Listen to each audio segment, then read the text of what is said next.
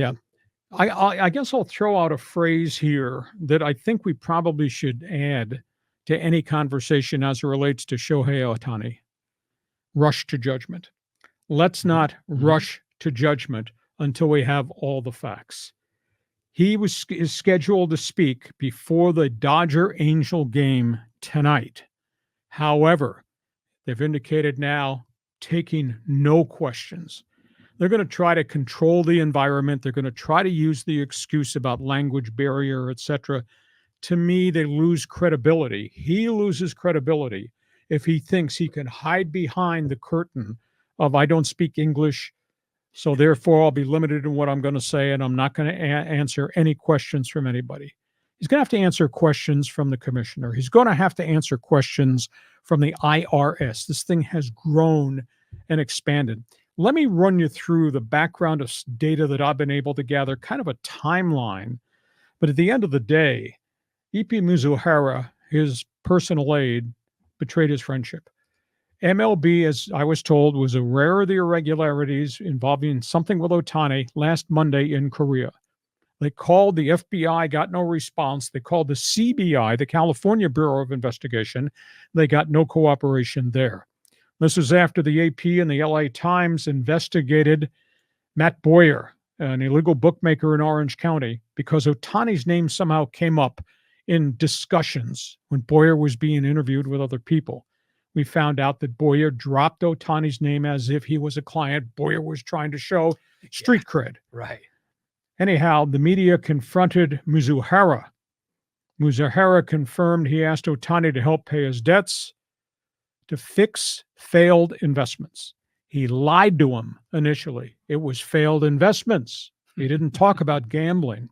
Right. Then the story changed. Then suddenly, Mizuhara came back and said, well, Ohtani gave me loans for failed business investments. The agent based in San Diego, Nesbalello, confronted Mizuhara. Mizuhara admitted he lied. It wasn't business investments. It was $4.5 million in gambling debts. The agent told Ohtani, you paid his gambling debts to an illegal bookmaker? Then Ohtani's legal firm went into action and they notified MLB of missing funds in Ohtani's accounts.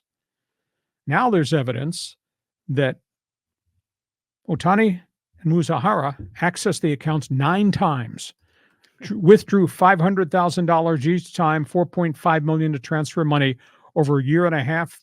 That money was paid to Boyer's illegal gambling accounts in Orange County.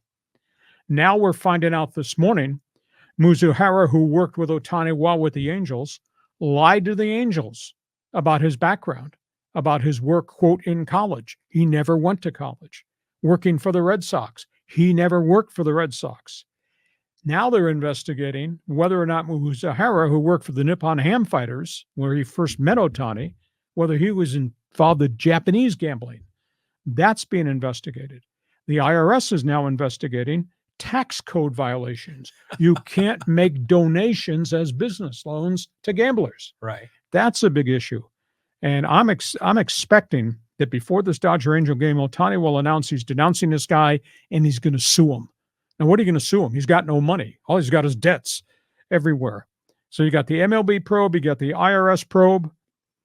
Other baseball people have been close to Ohtani, says he never bet on sports. He even refused to go to casinos with teammates while they were on the road. He's going to cooperate, going to have to cooperate. He's not going to be put on administrative leave. At least that's what I'm led to believe. Dodgers were shocked at team meetings. The Angels said, why would he bet on anything? He had no interest in any other sport except Major League Baseball. I wonder if this becomes a distraction for the team in the clubhouse going forward.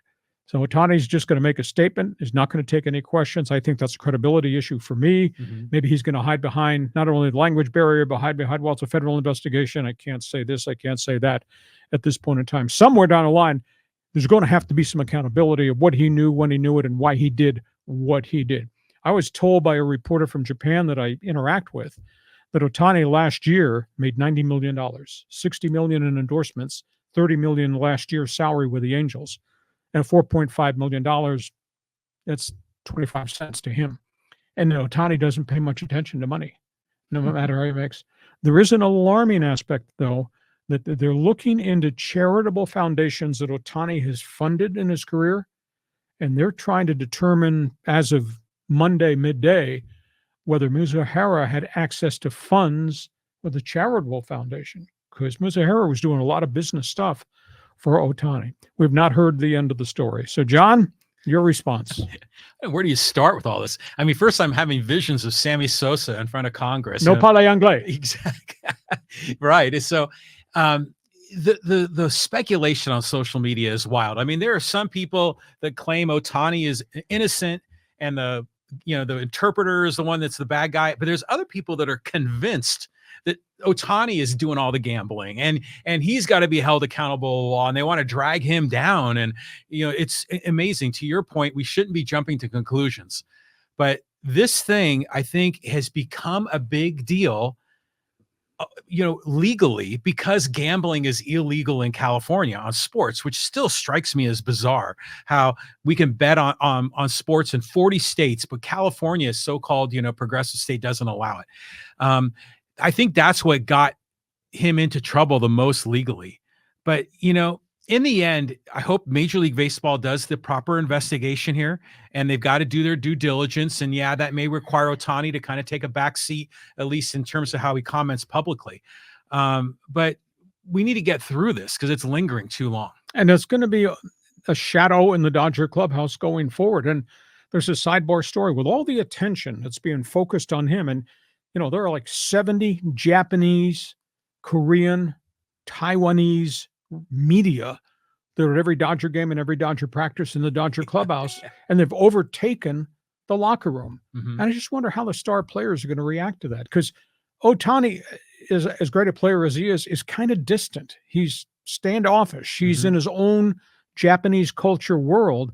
And I wonder if Dodger players are going to start to get tired of this, that all the attention is on him and his scandal and not on a first place team and the other stars that they've got. There's a second layer here that we're going to have to pay attention to going forward. Well, let's see how the Dodgers come out of the gate. I mean, imagine if they struggle in April and if Yamamoto turns out to be a bomb like he was in game 2 of the season. So yeah, you're right. There's a lot of interesting angles to this. It seems to me, though, that there's generally a good vibe in the Dodger clubhouse with Dave Roberts' leadership, at least before this whole scandal came up. So hopefully the boys in blue, they can handle this in the clubhouse. It may be tough. No rush to judgment, please. We'll see where this goes. The story, though, is not going away. You got an opinion? Join us on Fans Forum. Tell us your thoughts on this Ohtani situation. We get to halftime.